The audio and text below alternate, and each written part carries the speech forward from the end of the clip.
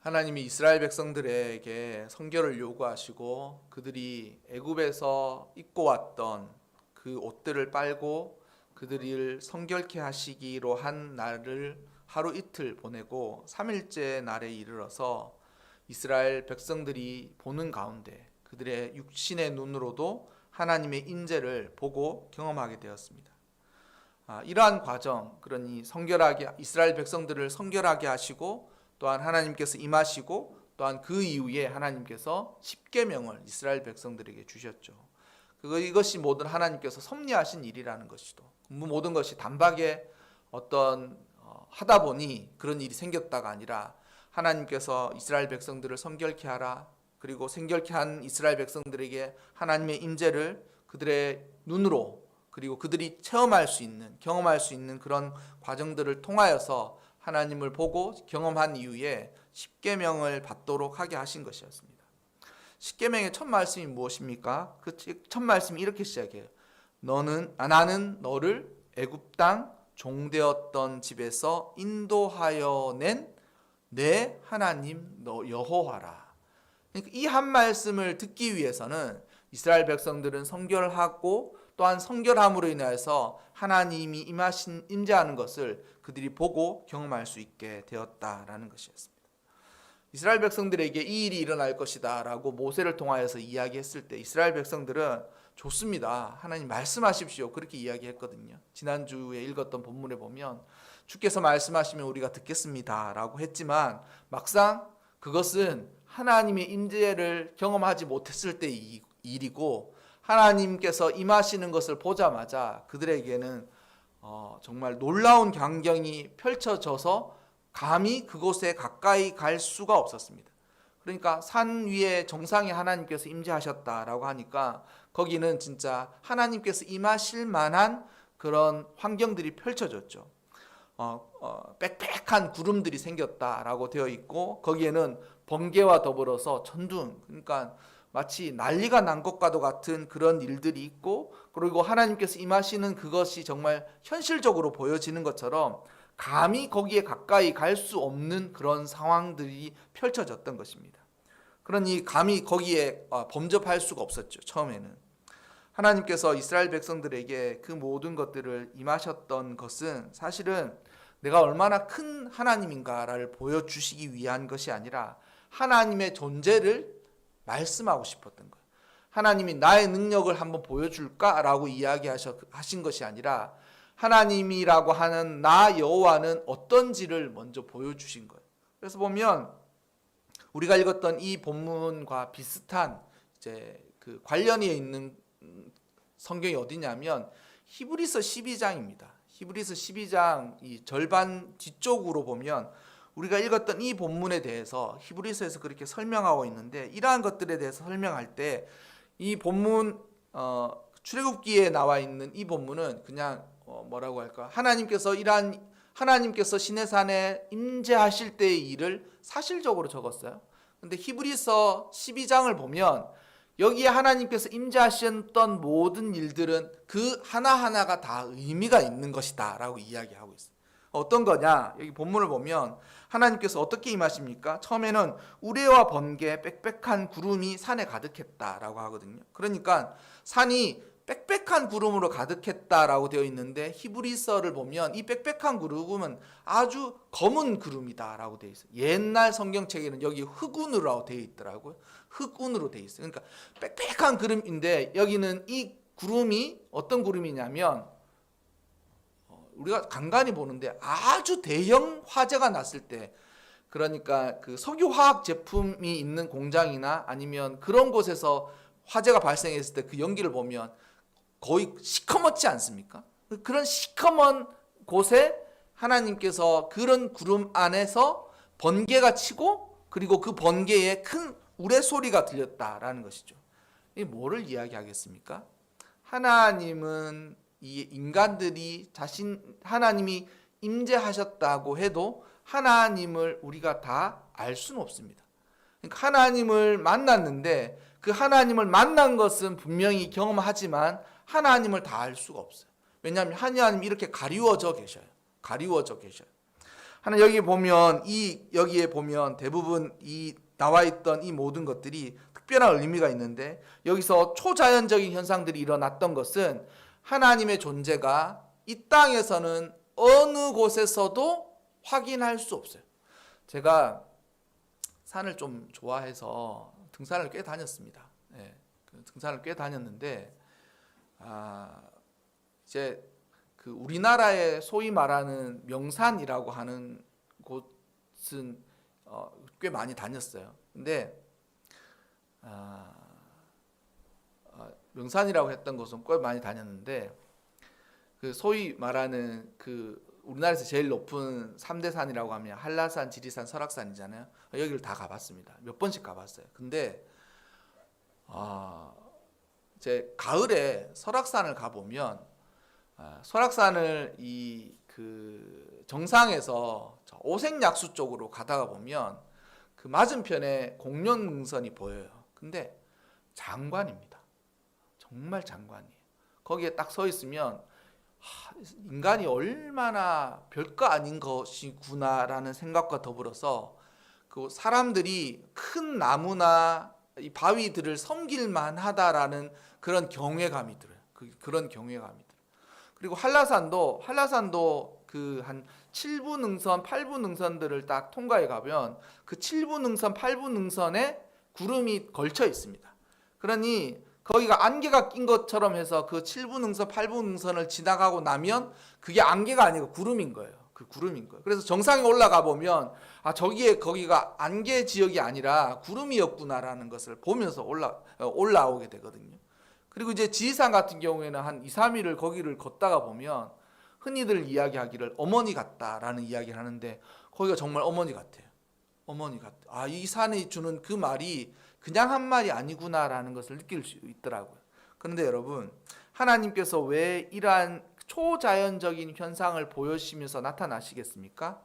하나님은 우리가 살고 있는 이 시간적으로 공간적으로 제한된 모든 것을 초월하시는 분이십니다. 그러니까 하나님을 만나는 그 일은 초자연적인 일이라는 거예요. 시간도 공간도 또한 우리가 생각하는 모든 물리적인 법칙들이 다 거기에는 통하지 않아요. 그래서 하나님을 만나는 그곳과 또한 하나님을 만나는 방법을, 하나님이 그걸 통해서 무엇을 이야기하고 싶으냐, 나는 신이라는 것을 확고히 가르쳐 주고 싶은 거예요. 나는 너희가 살아가고 있는, 너희가 생각하는 그런 많은 어떤 경외의 대상들과는 완전히 다르다라는 것을 보여주고 싶으신 것이죠. 그리고 또한 이 모든 일들 역시 하나님의 능력을 보여주신 거예요. 그러니까 하나님 힘이 세다는 걸 보여주신 것이 아니라 하나님은 어떤 분이신가를 가르쳐주고 싶은 거예요. 하나님, 나는 여호와는 어떤 사람인가를 가르쳐주고 싶어 하시는 모습이다라는 것이죠. 흔히 계시록에 보면 나팔 소리와 함께 하나님의 역사들이 일어나지 않습니까? 이러한 소리들과 이러한 모든 것들이 일어났을 때에 하나님께서 보여주고 하자 하신 것들은 이 이스라엘 백성들에게 나 여호와는 어떠한 존재인지를 알리시기 원하시는 거예요. 알리시기. 우리는 하나님을 믿으면서 이런 생각들을 너무 많이 하는, 하나님은 무엇을 하실 수 있는가, 이걸 생각을 많이. 하나님은 무엇을 하시는가? 이게 우리가 뭐 이제 사도신경을 늘 하지 않습니까? 그러면서 그 사도신경의 처음이 뭐예요? 전능하시죠. 하나님 전능하시다는 거예요. 근데 여러분, 그 전능하신 말이 하시다는 말은 전능하다라고 얘기하지만 우리가 때때로 삶을 살면서 하나님도 못 하시는 게 많다는 이런 느낌들을 들을 때가 있어요. 이게 어쩔 수 없구나. 근데 그걸 정말 깨달을 때까지는 한참의 시간이 걸린다는 거죠. 우리가 인생을 살면서 하나님은 무엇을 하실 수 있느냐라는 것에 대해서 늘 관심이 많아요. 그리고 그 하시는 일의 능력에 우리도 약간 올라타서 같이 하고 싶은 생각을 한다는 거죠. 하나님 전능하시니까 우리 삶에 늘 모든 일들이 다 무적같이 우리가 삶을 살 수 있으면 좋겠다라고 생각해요. 아프지도 않고 상하지도 않고 내 앞에 적들은 다 무너지고 내가 하는 것들은 다 계획했던 대로 놀랍게 이루어지는 것 같은 인생을 살고 싶다라는 거예요. 근데 삶이 그렇지가 않죠. 그러면서 뭐 하나님도 못 하시는 게 있나, 아니면 왜 우리가 기도가 부족해서 이런가, 이런 생각들을 한다는 거죠. 그럼에도 불구하고 하나님은 전능하십니다. 그래서 이스라엘 백성들에게 이렇게 하나님께서 나타나신 것은 하나님 자기 자신을 나타내고자 해요. 나 여호와는 어떤 하나님이신지를 나타내고자 하시는 거예요. 또한 이스라엘 백성들은 그 하나님을 경험하기 원하는 거죠. 경험하기. 하나님 한번 보여주셔 보세요. 이게 아니라 하나님을 체험하고 경험하기를 원하는 거죠. 이스라엘 백성들이 하나님 만나고 어떻게 되었습니까? 진중 모든 백성이 다 떨더라. 하나님의 그 어미에 대해서, 하나님의 거룩하시고 놀랍고 하나님이 정말 신이시라는 그 놀라운 능력이 뿜어져 나오니 이스라엘 백성들이 뭐라고 그랬어요? 모세한테 하나님 말씀하시라 그래요. 우리가 다 듣겠습니다. 당연히 들어야죠. 그 기세는 온데간데 없고 모두가 그 하나님의 놀라우심에 엎드러진 것이죠. 아마도 죄인인 이스라엘 백성들이 하나님을 봤을 때 자신의 죄가 확 떠오르면서, 또한 하나님이 얼마나 거룩하시고 성결하신 하나님이신지를 체험하면서 거기에 전부 다 꼬꾸라졌을 거예요. 꼬꾸라졌을 거예요. 하나님께서 이렇게 나타나신 것은 하나님이 자기 자신, 나는 나 여호와가 누구인가를 말씀해 주시기 위해서 이렇게 나타났다라고 되어 있습니다. 하나님이 보면 여호와께서 불 가운데 강림하시니라 라고 되어 있어요. 하나님 뭐라 그랬습니까? 하나님 나는 소멸하는 불이라 그랬어요. 그러니까 뭐냐면 하나님을 만났을 때 가장 인간이 하나님을 만났을 때의 경험의 처음은 자신의 죄가 드러나는 것입니다. 하나님을 만나는 경험이 여러분 결코 유쾌하지 않습니다. 유쾌하지 않다는 것이 만나고 나면 기분 나쁘다 이런 것이 아니라, 하나님을 만나고 싶다고 이야기하지만 정작 하나님을 만나면 우리가 기대했던 것 이상의 초월적이고도 놀랍고 거룩하신 하나님을 피조물인 인간인 내가 하나님을 만나면서 내가 얼마나 쓸모없고 죄가 많고 하나님 앞에 감히 설 수 없는 존재인가를 깨닫게 되는 거예요. 깨닫게 되는 거예요. 그리고 하나님이 이렇게 나타나심으로 이스라엘 백성들에게 보여주신 거예요. 보여주신 거예요. 그래서 하나님께서 우리가 인생을 하면서 보면 하나님을 만나는 그 순간 가장 자기가 어떠한 존재인지를 명확하고도 분명하게 깨닫게 되고, 그것으로 인하여 성도는 그제서야 참다운 성도가 되는 거예요. 그리고 또한 여기 보면 하나님께서 인간들이 차마 만들어내거나 인간들이 경험할 수 없는 방식으로 하나님께서 나타나시는데, 왜 그러느냐? 하나님이 영원하시고 무한하시다는 것을 보여주기 위해서 이런 방식으로 나타나신다는 거죠. 하나님께서 연기가 자욱한 가운데, 불 가운데 나타나시고, 하나님께서 산의 꼭대기에서 음성을 들려주세요. 그리고 이러한 방법들을 왜 이야기하시느냐? 첫째는 이것입니다. 하나님은 신이시고, 또한 신이신 하나님은 영원하시고 무한하신 것을 보여주는 거예요. 영원하다는 말 안에 초월하다라는 말이 담겨져 있습니다. 그게 뭐냐면 하나님은 우리의 생각과 지각과 우리의 계산과 우리가 가지고 있는 모든 지능을 뛰어넘으셔요. 제가 신대원 논문을 썼던 게 이 하나님의 시간에 관한 어거스틴에 대해서 제가 썼습니다. 어거스틴이 보는 하나님의 시간에 대한 관념, 이런 주제로 썼어요. 그게 뭐냐면 하나님에게는 과거와 현재와 미래가 같이 있어요. 우리는 과거를 거쳐 현재를 지나 미래를 가지요. 하지만 과거는 지나갔으니 돌이킬 수가 없어요. 마음만 먹으면, 타임머신만 있다면 가서 돌이킬 것 같지만 타임머신은 절대 없습니다. 블랙홀에 몇 번 들어갔다 나와도 타임머신은 없어요. 우리 인생은 단회적이에요. 이게 한번 흘러간 그 과거는 돌이킬 수가 없어요. 돌이킬 수만 있다면 왜 그런 짓 하겠습니까? 돌이킬 수만 있다면 왜 그런 짓 하겠어요? 지금 대선 후보자들도 진짜 그 타임머신만 있다면 그때에 가가지고 야 이거 하면 큰일 나 이러면서 붙잡고 그거 하면 안 돼 이렇게 하지 않겠어요? 진짜 억만금이라도 있어서 있기만 있으면 달라고 할 거예요. 근데 여러분, 과거는 지나갔으니 돌이킬 수가 없어요. 현재는 지금 우리가 현재를 살고 있지만 이 현재라는 놈도 이거를 잡을 수가 없어요. 그게 무슨 말이냐? 지금 예배를 드리고 있죠. 하지만 예배 가운데 있습니다. 그러나 지금 말하는 이 말을 듣는 순간 마치 그 시간이 흐르는 물과 같이 싹 흘러가 버리는 거예요. 너무 좋을 때 이 시간을 꽉 붙들고 싶은데 붙들어집니까? 안 붙들어지죠. 현재를 어떻게 할 수가 없어요. 흐르는 물처럼 발을 담그는 순간 현재는 과거로 흘러가 버리는 거예요. 그리고 이제 다가올 미래를 예상하고 다가올 미래를 이렇게 기다리는 것 좀 있지만 우리의 미래는 항상 우리의 뜻과는 다르지 않습니까? 다르지 않아요? 하나님 우리에게 보여주시고자 하는 그게 뭐냐? 나는 그 모든 것에 초월해 있다. 하나님에게는 과거도 현재도 미래도 함께 있는 거예요. 우리의 과거, 우리의 현재, 우리의 미래도 하나님에게 다 같이 있는 거예요. 이 얘기를 왜 들으느냐? 하나님은 이렇게 초월하신 분이라는 것을 말씀드리고 싶어서 이 이야기를 한 거예요.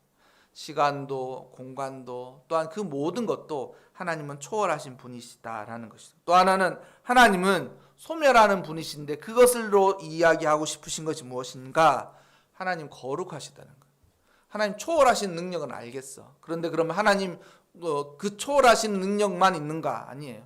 하나님은 거룩하시다라는 거예요. 세상에 있는 모든 죄악들을 소멸하신다라는 것이죠. 그래서 하나님께서 이렇게 이스라엘 백성들에게 이 모습으로 보여주셨고 나타나셨을 때 그 모두가 깨달았을 거예요. 뭐냐면 하나님은 어떤 분이신가? 하나님은 어떠한 분이시고 또 하나님을 만남으로 그 하나님의 백성이 되는 건 어떤 것인지를 완전히 깨달았을 거예요. 이스라엘 백성들이 벌벌 떨고 엎드려져 있죠. 그리고 모세가 이스라엘 백성들을 대신하여 하나님에게 출입합니다. 하나님께서 이스라엘 백성들을 오는 것을 보고 이스라엘 백성들에게 모세에게 이스라엘 백성들에게 저들이 내가 오지 말라고 한 그것을 넘어서 나를 보려고 구경하려고 오다가 죽을 일이 있다라고 이야기하면서 그들이 밀고 오지 못하도록 주의를 당부하십니다. 그리고 또한 제사장들에게도 여호와에게 또 가까이 오는 제사장들이 있었는데 그 제사장들에게 특별히 그 몸을 성결하게 하라라고 이야기해요. 여기 본문을 읽다 보니까 왜 이렇게 사족 같은 이야기를 하고 있냐? 또 모세는 감히 하나님 그렇게 이야기하잖아요. 모세가 하는 이야기가 뭐냐면 하나님 저희도 웬만큼 준비했습니다 이렇게 얘기하는 거예요. 저희 잘 돼 있어요 이렇게 얘기하는 거예요. 왜 그러느냐? 이렇게 이거는 저의 상상이고 주석에 나와 있진 않지만 이거예요. 뭐냐면 이스라엘 백성들이 어미한 하나님을 만났으나 하나님에게 가까이 가서 하나님을 보고자 했던 것은 그들이 하나님을 만나고자 했던 것이 아니라 하나님에 대한 호기심과 그런 어떤 지식? 우리가 다 그러지 않습니까? 집에 애가 그러더라고요. 아빠 구경 중에 제일 좋은 구경이 뭔지 알아? 그러니까 사람들이 제일 좋은 구경이 뭔지 알아? 그러니까 첫째가 싸움 구경이라는 거예요. 그 다음은 뭔지 알아? 불구경이라는 거예요. 우리 애들이 애가 그러는 거예요. 그러니까 마음이 이런 거예요. 이게 왜 그러냐, 여러분? 제가 신앙생활을 많이 하다가 보니까 이제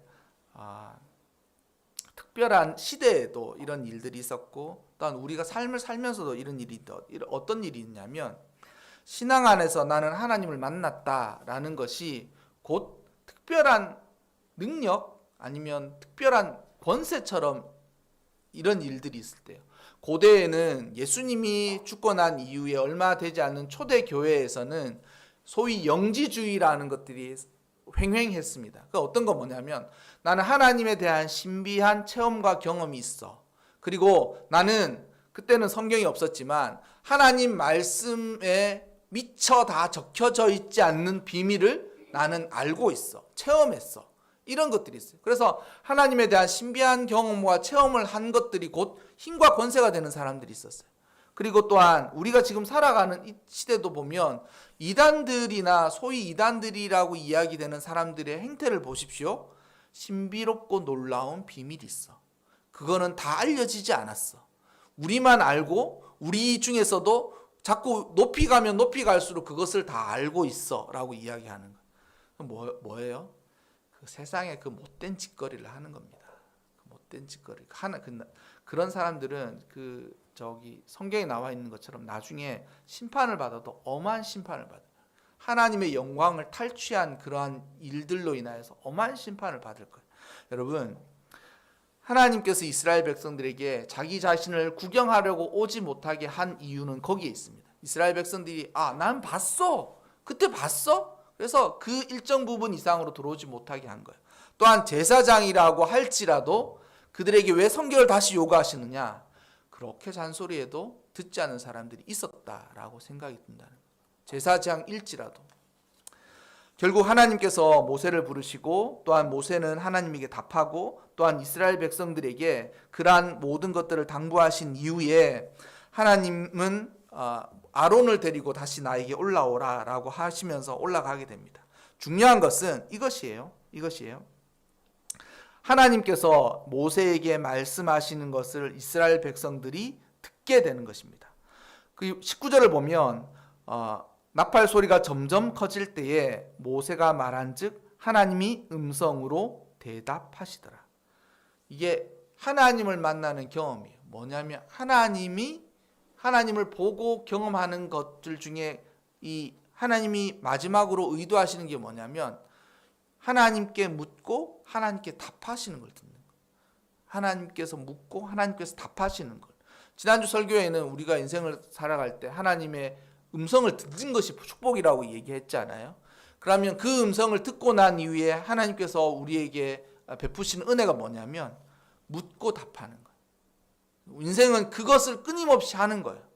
인생을 만나면서 우리가 다가올 미래에 다 알지 못하지만 다가올 미래가 우리에게 현재로 와도 걱정이 없어요. 왜냐하면 하나님 이거 어떻게 해야 될까요? 묻는 거예요. 하나님께서 답을 안 하시느냐? 그의 백성에게 반드시 답하십니다. 그의 백성에게 네 인생의 문제를 풀어가면서 한 번에 모든 것을 다 설파해서 다 깨달음을 주지 않지만 너는 나에게 물으면 내가 너에게 다 대답한다라는 것이죠. 그리고 이스라엘 백성들이 그것을 모두 듣지 않습니까? 듣지 않습니까? 이것이에요. 대답하시는 하나님. 대답하시는 하나님께서 이스라엘 백성들을 보는 가운데 임하시고 또한 임하심으로 자기 자신이 어떠한 하나님이신지를 보여주시고 마지막으로 이스라엘 백성들에게 그들에게 하나님께서 알리고자 하신 것은 모세 한 사람이지만 한 사람이 그 하나님에게 묻고 또한 하나님께서 그 한 사람에게라도 이스라엘 백성 전체에게 말씀하시는 것처럼 말씀하시는 거예요. 대답하시는 거예요. 우리 인생에 이것이 있으면 이러한 확고한 믿음이 있으면 인생 그렇게 두려워할 필요는 없습니다. 왜냐하면 하나님께서 그때그때 물으면 되거든요. 하나님 어떻게 아주 자질구레하고 사소한 것들은 사소하게라도 하나님 어떻게 해야 될까요? 잠자리에 눕기 전에라도 잠시 하나님 이거 어떻게 하면 좋을까요? 간단하게 물어서라도 대답할 수 있고 또한 그러한 일들이 심각하고 어려운 거면 작정을 해서 기도하면 되지 않습니까? 네?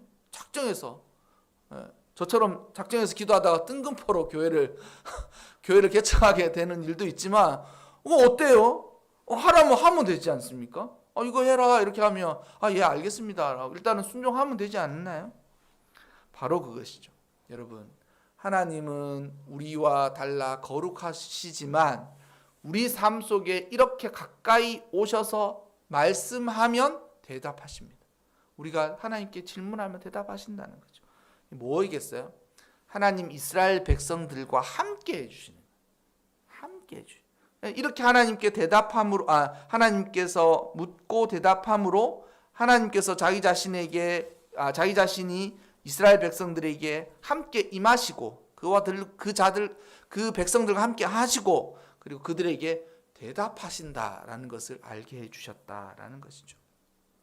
여러분 올 한 해를 살아가실 때 여러분 이 새해에 3번의 설교이지만 이 설교가 마치 올 한 해를 확 새롭게 열어가는 그런 지표가 되셨으면 좋겠습니다. 그리고 삶을 살아가는 동안 이 이스라엘 백성들에게 임하시고 말씀하신 하나님을 경험하고 체험하시기 바랍니다.